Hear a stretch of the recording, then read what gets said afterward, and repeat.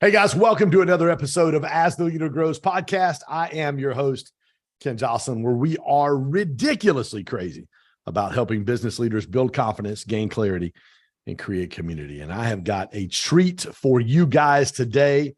I got to hear Rachel speak in North Carolina at our amazing mutual friend, Amberly Lago, who's going to be with us at Create in Dallas in about a month. She is a functional medicine nutritionist. Her story on nutrition, really is probably what catapulted you into entrepreneurship. But I'm super looking forward to this interview today and talking with you and learning more about you. Take a minute and tell our audience a little bit more about you, Rachel, where you're at and what you got going on. Yeah, Ken, thank you for having me on the podcast. And it was great getting to hear you speak and getting to know you a lot better through our mutual friend, Amberly Lago. She's an awesome connector. And one of the things I love about Amberly is she always just puts good people in a room together. And something actually my pastor says quite a bit is when you get the right people in the right place at the right time, incredible things happen, right? So I'm really grateful to be connected with you, to be on your show here today. But yeah, a little bit of background about me. I'm based in Dallas, Texas, functional medicine nutritionist. A lot of people don't know what that is, but simply put, I help people get to the root cause of their chronic health issues, gut health, IBS, hormones, thyroid, adrenals, and really help them heal through using nutrition, lifestyle therapies. And I have a quite in-depth story about my own journey that really led me into this, right? I was always into fitness. I actually grew up as a gymnast and a dancer. And, what's so funny is I recently was even in an elevator and a guy kind of stopped me. He was like, how do you stay so fit?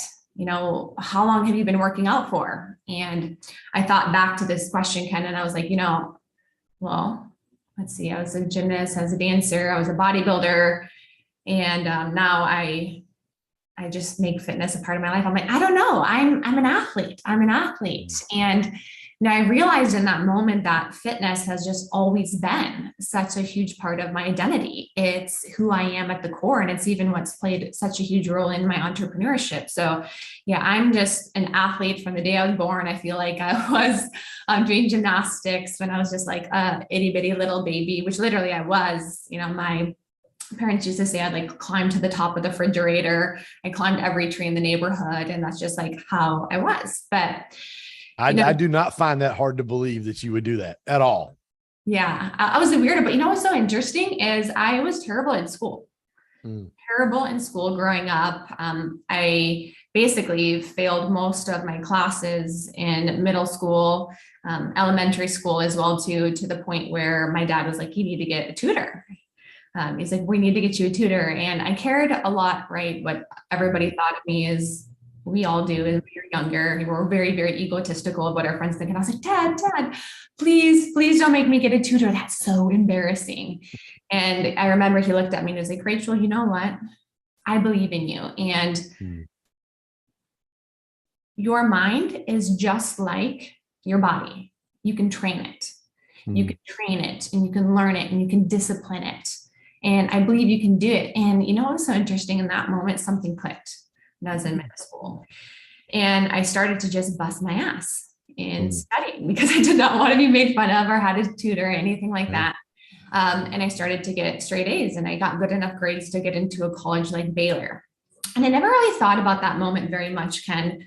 But actually recently I've been really thinking back to that and like what has really helped me so much on my entrepreneurial journey. I am not the most intelligent person.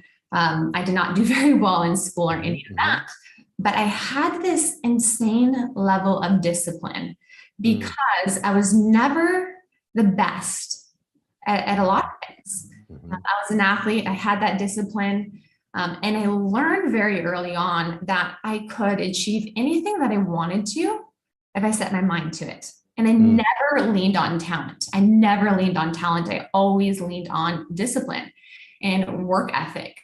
So that actually served me very much later on in life. But getting back to my story, I went to Baylor. I decided I wanted to study nutrition and dietetics. Okay, before we get into Baylor, I want to back up just a little bit because I think what you said just a minute ago, I would love to drill down on. And I love what you said just a minute ago because I say this on almost every podcast I'm on. I've never been the most gifted. I've never been the smartest. I've never been the best looking. I've never been the most anything, but nobody will outwork me. Yeah. Nobody's going to show up every single day. So I love that about you. But I want to go back to what you just said about your dad, because I think that's huge. And and I love how you said you've been processing through that lately. Yeah. I've got 4 daughters, 27 all the way down to 15. And just those moments with your father and the words we speak into the lives of our children, especially a father into a daughter, because I see it fleshed out. My 27-year-old just found out she's pregnant, so I'm going to be a papa, and which I can't wait. I'm super excited about.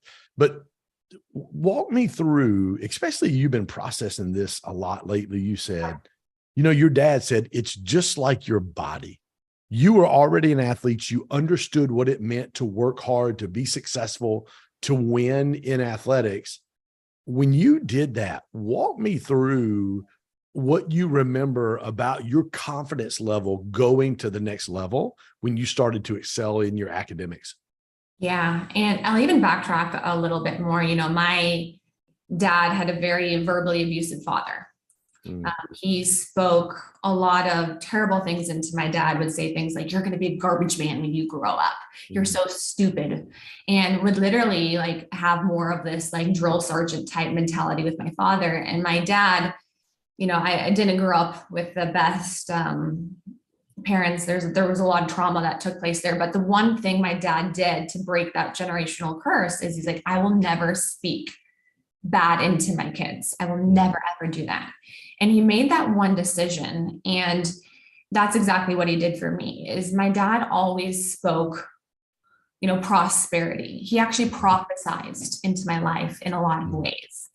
He named me Rachel after the biblical name Rachel in the Bible, which Rachel was the most beautiful. Rachel was married to greatness. And he would always speak that into my life. He's like, I named you Rachel for a reason. You are Rachel because you're destined for greatness. You're going to be the mother of nations. And he spoke that into me. He said, God has a specific calling for your life. And when I struggled a lot in school, I was bullied a lot. I went through a lot of just normal teenage stuff, right? He was the one person to just be like, Rachel, I believe in you. And this is something you can develop over time. It's just like your body. They tied it to something that, right, I knew and I understood as a young girl. So, it's hard to say what really came up for me in the moment, but I now look back as an adult and I look at all of my success that I've created building, multi-million-dollar business on the health side and everything, my work ethic, and that's really what I've been able to attribute it to. I always say to everybody, I am by no means the most talented. And even when it came to athletics, I wasn't probably the most talented, but I worked harder than anybody else because I wanted it more than anybody else. I loved it more than anybody else. And I think very often that's exactly what it takes. And I love what you said there about being a father and speaking into your kids, because at a young age, we're so pliable and imprintable based off of our beliefs and what we really think about ourselves. And the father in particular has the ability to speak identity into their kids, right? And my church was sharing this actually recently, because there's so many things about identity nowadays where people are confused, right? And they talk about kids who are raised without a father, their likelihood of success and the things that they end up dealing with later in life. But the kids who are raised without a mother had the exact same potential and outcome as the kids who are raised with both parents. And what's so interesting about that is it really showcases the power of a father has in their kid's life, and really to speak identity. I truly believe why so many people are confused nowadays is because they didn't have a strong father figure in their life to say, this is who you are, this is who we are, and this is what we stand for. So we end up confused very often. We struggle with identity and all of these things. So at a very young age, the father plays such a crucial role of speaking identity into who we are, which translate to later in life. And now to this day, my identity is based in those things that my dad spoke into me, even how subtle they were. Is like, I believe in you. You can get wherever you want to go. You're going to be great. God has a calling for your life. Like still to this day, that plays a massive role for me. Yeah, I love that. People don't understand the power of life and death really is in the tongue. We literally have the ability to speak life or death over our children, over our friends, in our relationships. So I want to back up a little bit. So what you're doing right now, because I heard your story at Amberly's event in North Carolina, I was blown away because you absolutely do not look like somebody who's ever had any health problems. Like you look like you're the opposite of somebody you would think had health problems. When did your health problems first start to appear? Actually, at the peak of my fitness career. So, right, I went to Baylor for nutrition and dietetics. My whole life, I wanted to be, a bodybuilder. I wanted to help people lose weight, build muscle, because that's what I loved. So I got into dietetics. I started competing in bodybuilding and I crushed it, right? Because I had this insane discipline. And I blew my mind into what I was able to attain. I was competing at the national level. I was winning competitions back to back to back. I was maintaining a 10% body fat. And from the outside looking in, I was truly the epitome of health. People were like, this girl. That's what grew my social media following to, well over 150,000 was because of my body and what I represented. But what was so interesting is on the outside, yes, I was physically fit and I looked like the epitome of health. But slowly inside, I was deteriorating, right? I was dealing with a ton of depression, anxiety, my mental health was suffering. I started to eventually battle hormonal imbalances and thyroid issues. And I went to Western medicine. They did all the testing and I was put on birth control. I was put on an antidepressant and I didn't think anything of it at the time because that's what you do. Something's up, you go to the doctor, they do all the basic testing, they give you a medication and hey, that's the approach. But really what ended up being the most bothersome to me was I had terrible gut issues. So I was chronically bloated all the time. I couldn't eat anything without now being in massive pain. And I did skip over a lot here in the story because the gut issues really started at probably 3 years into competing after I'd actually won like first place at a competition, getting ready to go pro. And just internally, a lot of things were shifting. So here I am, in my early 20s, looking like the epitome of health, but all of these health issues starting to come up that you wouldn't see otherwise looking at from the outside in. Like I looked healthy, but I wasn't. And for me, this affected every aspect of my entire life. Relationships suffered. I could barely go to work. I could barely get out of bed anymore. I was massively depressed. And I'm not the person who just sits back, right? Some people have health issues and we know we need to lose weight. We're fatigued. There's just things that we know are not where they should be, but we're not really doing a whole lot about it. I felt like I was doing everything I could because that's the mindset that I had. So I went to probably every specialist. I did every scan and everybody just gave me medication and said, hey, you have IBS or, your hormones and your thyroid are a little low. So I was given a medication for that. And I just continued to get worse and worse over the next year where I could actually no longer even go to the restroom at all without doing an enema, which. Wow. Yeah, so what was the shift there from you to go, man, these doctors aren't helping me? What was the shift to get you into some more holistic approach in really going after some of the problems you had in your body? When I was sent to a colorectal surgeon and they gave me the solution of removing my entire large intestine. Wow. Yeah. They couldn't really figure out the motility issue in my gut and I continued to get worse. So that was the solution, right? So having to use an enema to even use the restroom is probably the most miserable thing ever. And I know this is not cute or sexy to talk about. I feel like I've talked about it so much. It's like, I think it gives people really an in-depth look at what you were going through. And on Yeah. the outside, it looked good and you were winning and you were doing all these things at a very high level. But on the inside, obviously, inside pun intended, physically, you were not doing well. And I think it gives people a real look at like, oh, dang, like she overcame. And this is what I loved about your story was what you have overcame. You had it. And then all of a sudden you get hit with this unbelievable diagnosis. And here's the treatment plan. And you said, no, I'm not going to do it this way. I'm going to do it another way. Yeah. And what was so interesting about the diagnoses that I got is they weren't actual true diagnoses. And I know this now, they were actually what I call a trash can diagnosis, where they're giving you a diagnosis like IBS, irritable bowel syndrome, which is describing your symptoms. And then they're treating it with a medication, which really what they're saying is we don't really know what's going on. Like your gut is irritable. And Western medicine often looks at everything as, independent symptoms, right? Independent systems. So your thyroid is off. Well, no one was asking the question why. And, if one person had actually looked at me and what was happening in my life, I was at 10% body fat. I had maintained that for 3 years. I had a ton of stress in my life. They had actually looked at my nutrition. Honestly, the answer was actually pretty obvious as to what was really going on metabolically, physically, and why a lot of these things were shifting. But we go to Western medicine for all of these answers, and they look at just the number, very basic, and then I treat the number. No one looked at me as a person. So here I am being sent to a colorectal surgeon to have an entire organ removed now at this point to fix this quote unquote issue. So for me, that was like the breaking point.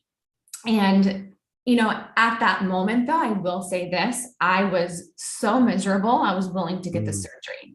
Like I was like, give me the fucking medication, give me whatever I need to do to get better. So when I speak about this, I speak about it coming from a place, I know what it's like to be that miserable. I know what it's like to want to give up. I know what it's like to want to take the quick fix, to take the easy road out, because I was there in my life. I know what that's like.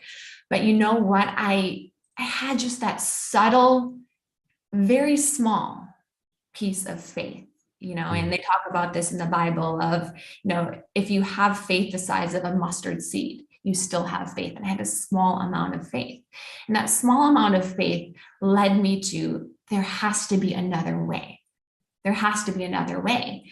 And taking that same drive, that same discipline that I've had my entire life and everything, I now put it into my own healing.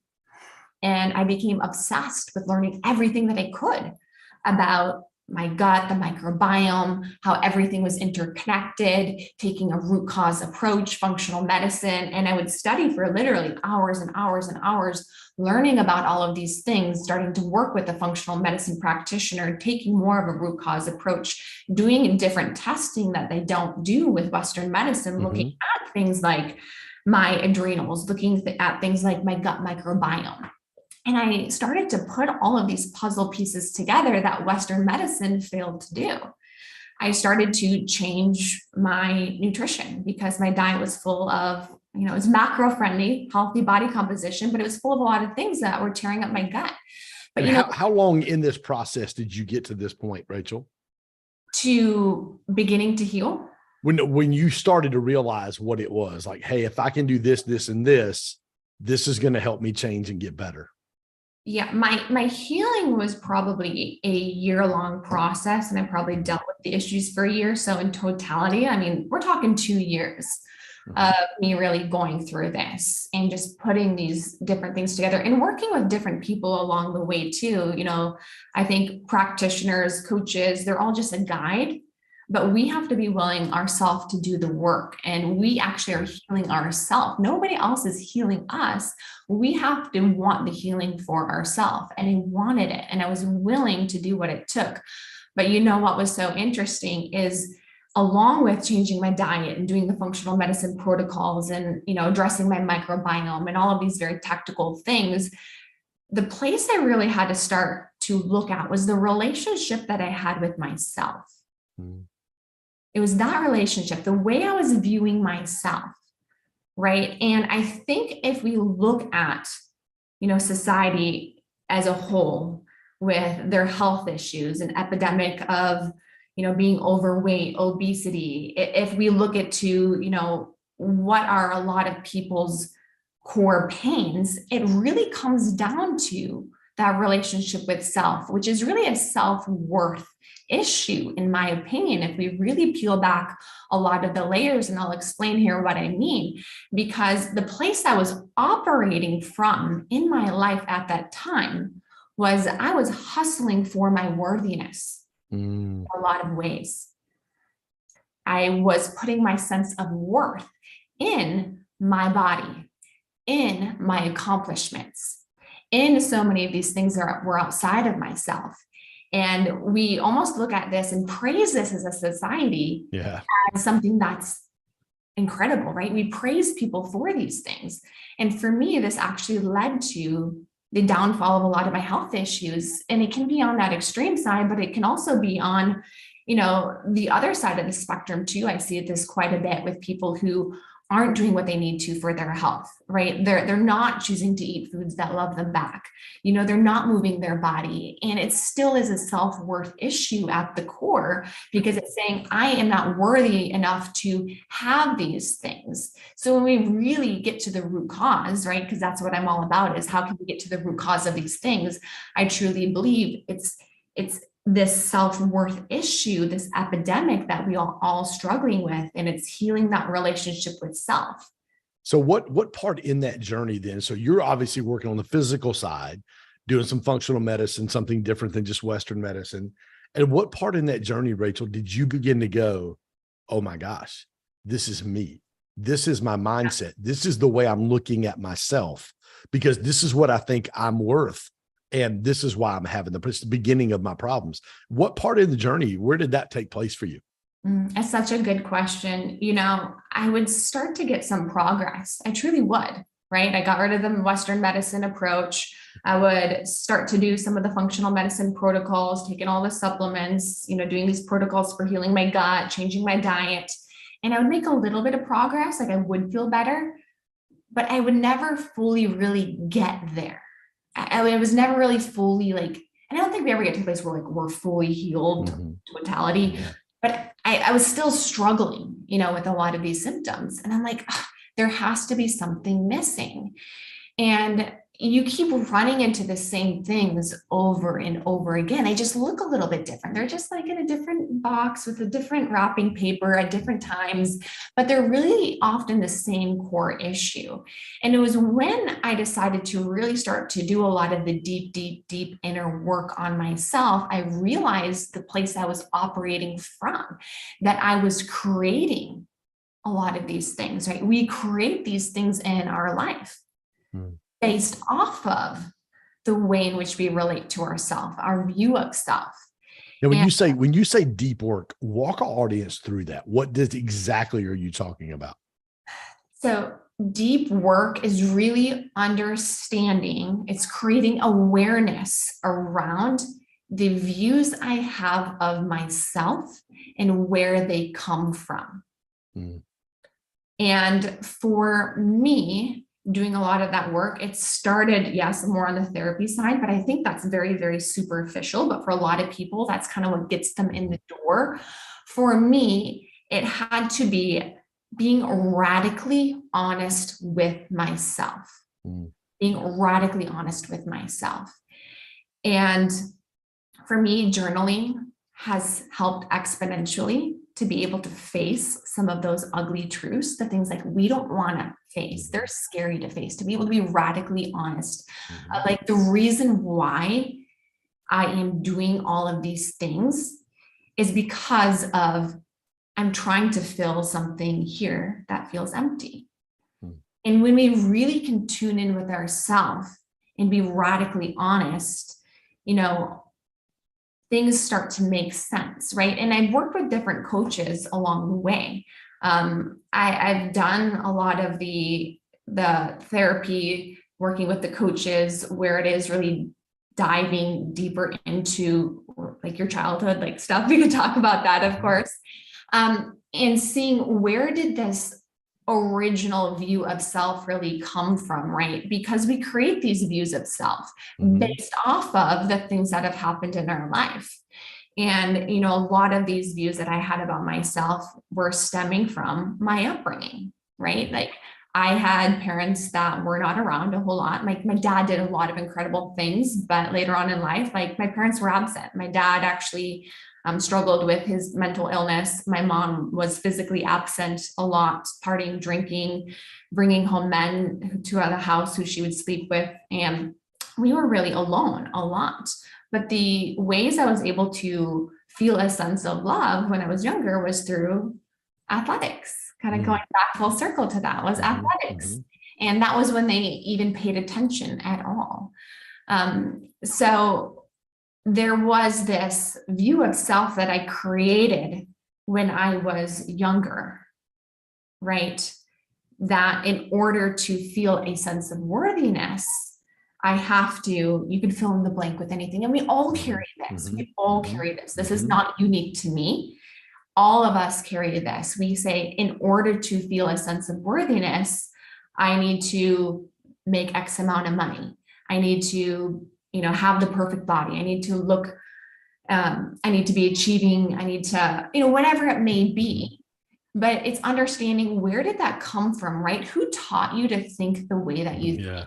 Because very often we just think the way that we think because we've always thought that way. And we never actually challenge our way of thinking. So guess what? We get what we've always got. Right. And then we wonder why, and we blame everything outside of us instead of actually saying, you know what? I created this. So one of the things you talked about you did that helped you was your journaling. Yes. Because there's people that are going to listen to this podcast that go, they're either in the journey that you took or they're about to go in the journey that you took. What were some of the other things, Rachel, that you did to help you really define? Because I'm goals, gratitude, affirmations, top 3 every morning. I do my mirror work. I mean, I did it on my phone, my Peloton this morning. I do my 10 I love yous. I'm doing my 5 affirmations. What were some of the things that you did that helped you really begin to look at and then redefine who you were to yourself so that you could move forward? Yeah. So one of the reasons why I love journaling is because it is a private place to be able to have that conversation with self, right? To be able to really write about and put on paper the things that are really coming up in my mind. Like if we were to actually say out loud very often, like how we speak to ourselves, we'd be like, that's not true. Like that's not true at all. I'm not that. I'm not all of these things because we're so hard on ourselves. So when I'm journal, I'm able to first create awareness of what is it that is the story that I'm actually telling myself. And from there, like writing it all out, write out the thoughts that you think, write out the story, write out whatever it may be radically honest with yourself. And from there, I get to ask myself a very powerful question. One is, where did this come from? Where did this belief actually come from? And very often when we ask that question, we're able to realize that this is not actually the truth. This is something that I was taught to believe. It's something that I took on based off of something that happened in our life. And sometimes the answer doesn't come to you immediately. You're like, I don't know where this came from, right? But even just asking that question is powerful. And sometimes it's been days later, weeks later, and I'm like, and it came to me. But the powerful part was even asking that question and creating that awareness of, these are the thoughts. This is the story that I'm telling myself about me that is not serving me. Understanding where this came from. And sometimes you'll get an answer. And you know what? Sometimes you won't. Sometimes you won't. And the third question that you get to ask is this true? Is this actually true? And very often, I'd say most of the time, it's not true. It's not true. The stories that we tell ourselves, the beliefs that we carry about ourselves. And if it's not true, what is the truth? So that's that next question. What is the actual truth? I And love that. Let me ask you one question real quick. What were some of the stories you did start to tell yourself? that news story, What were some of the new stories and new things you started to tell yourself that you knew were really like, either these are truths about me or I want these to be truths about me? hmm,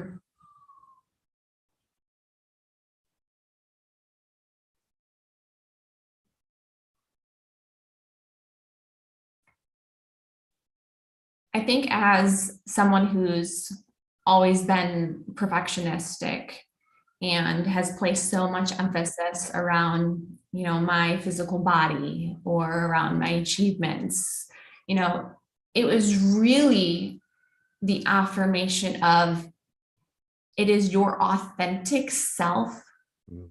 that is changing the world. It is Mm. your most authentic self.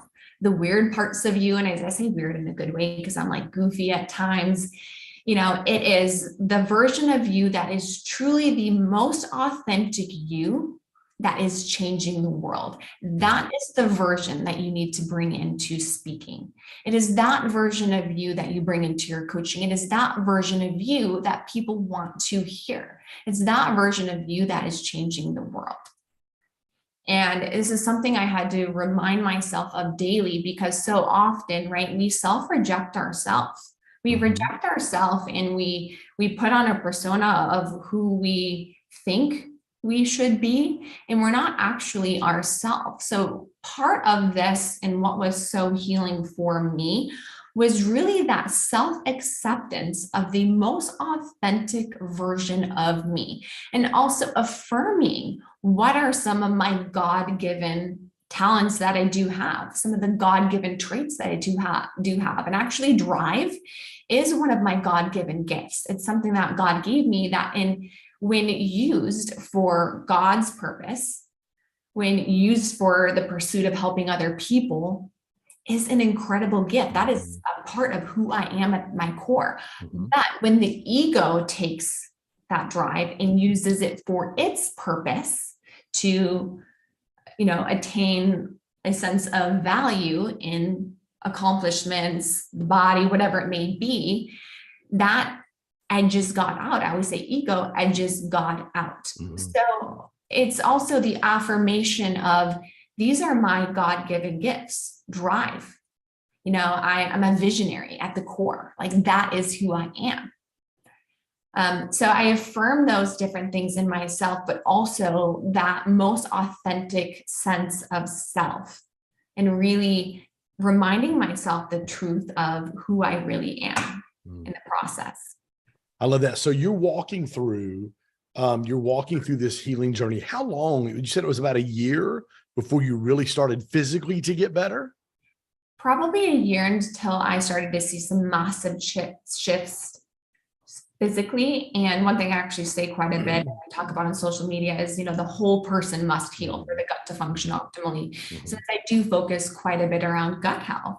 But it is that whole person healing, which I think healing at the core is it's something that is just ever evolving. Right? You don't ever get to a place where you're healed. Now, on the physical side, we can physically heal the body, but the soul side, which is where a lot of our pains are stored, that is something that we are always continuously healing. And anytime you also up level in your life, like you're getting uncomfortable, you're pursuing new things in your life, there's just new layers that you have to peel back. You're like, what happened? I thought I did all of this work. I was good. I was fine. And now all these things are coming up again, the self-talk, how I'm viewing myself again. I thought I healed all of this. I was good.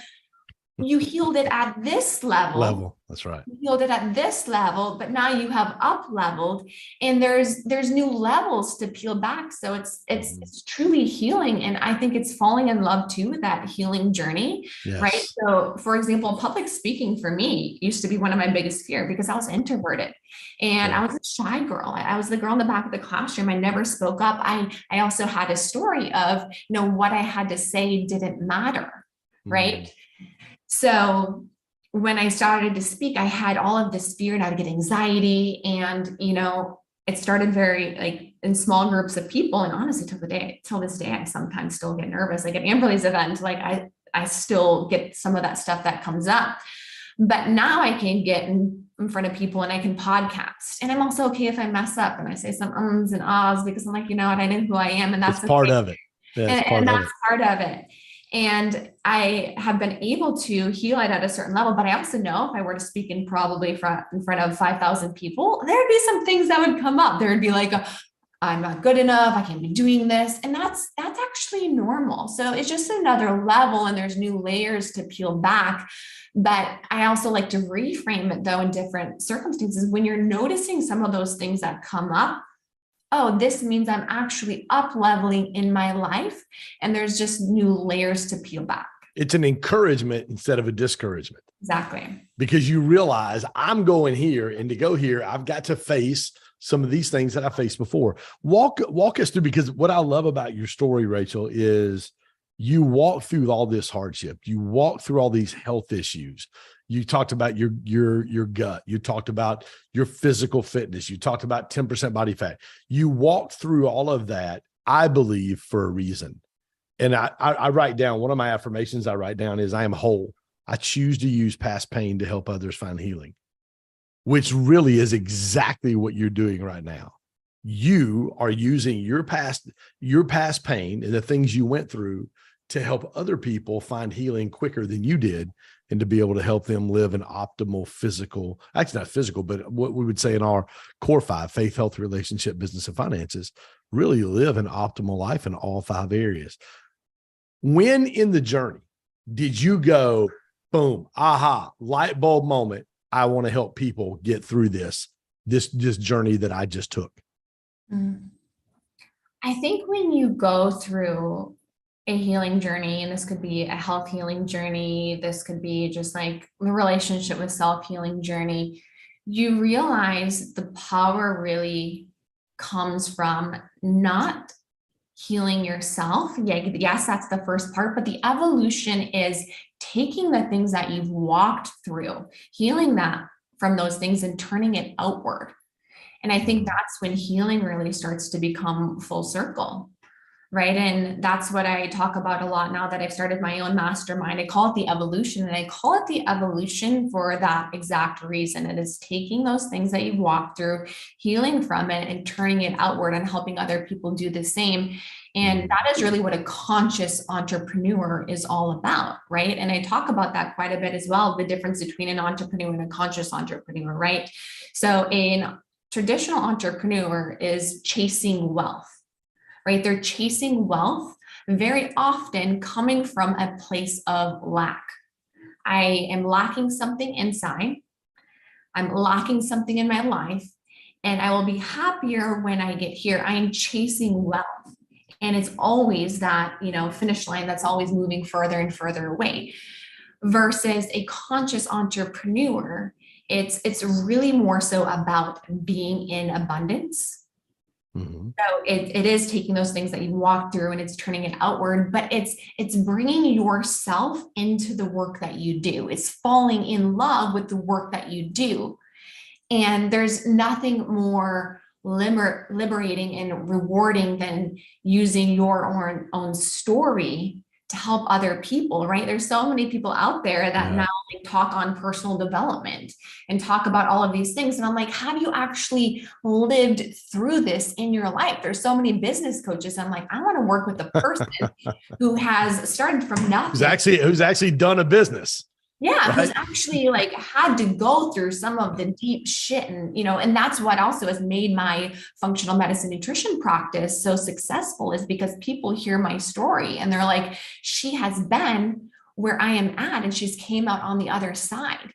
Yeah. And that's what is inspiring to other people, and I think also to conscious entrepreneurship, it's also not just about wealth. It's not just about wealth, prosperity, right, is the physical side of things. Abundance is that state of being. Abundance is your relationships. It's the quality of your relationships in your life. Abundance is the relationship you have with God. It's the relationship you have with yourself. It's knowing yourself. It's truly knowing and choosing you over anything else. That's being in alignment. It's being in alignment. So give me a couple people you've worked with. Give me a couple stories, a couple testimonies of people that you've worked with that were like, you were able to help them walk through this journey because of what you had experienced.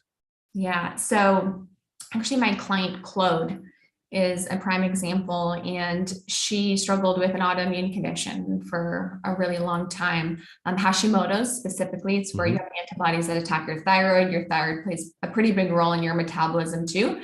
So a lot of the women struggle to lose weight. She had gone to Western medicine. She had tried pretty much everything to, help her fix her thyroid. She was given medication for her thyroid, and that was it. I met her at an event, and I was like, has anybody looked at your gut? And she's like, no, why would you look at my gut? It's my thyroid. And I was like, okay, your immune system, it's in your gut. We need to look at your gut. And, what's so interesting about the clients I work with, very often it starts more physical, but as we create more trust, it goes to like these deeper levels as well. So she signed up to work with me, the functional medicine approach. We found out that, yes, a lot of her core issues were stemming from, poor gut health, bacteria dysbiosis, intestinal permeability, which when you have that, you get food, bacteria, toxins leaking through your gut into your bloodstream, which triggers an immune and inflammatory response systemically throughout the body, creates more antibodies that attack your thyroid. High level of what happens. Right. I won't go too much into the science side, but we were able to figure out the root cause from a physical side. And I started to do some of the same thing as I did for myself, some of the gut healing protocols on her, changing her nutrition, her lifestyle, and she was able to lose weight. And she was able to have her energy back. And physically, like for her, it changed her entire life. We did dive into some more like the deep emotional side, but for her starting out, it was really just on the physical transformation. She was a very driven person as well. But what's so interesting is she went then through her healing journey, and she's like, Rachel, I want to help other people. I want to help them do this too. Like, I want to help women postpartum. She struggled a lot with postpartum depression. And I actually ended up certifying her in functional medicine. I'm launching a functional certification course here in a few months now, just because of her and so many other people now wanting it. Did the functional certification course, and then we stepped into doing some business coaching, right? And now Claude, who's had her incredible healing journey using functional medicine, taking this root cause approach, she decided she wanted to help other people do this. She started her business, bringing in her own story into the things that she was talking about. And I think even earlier this year, she had her first $100,000 month.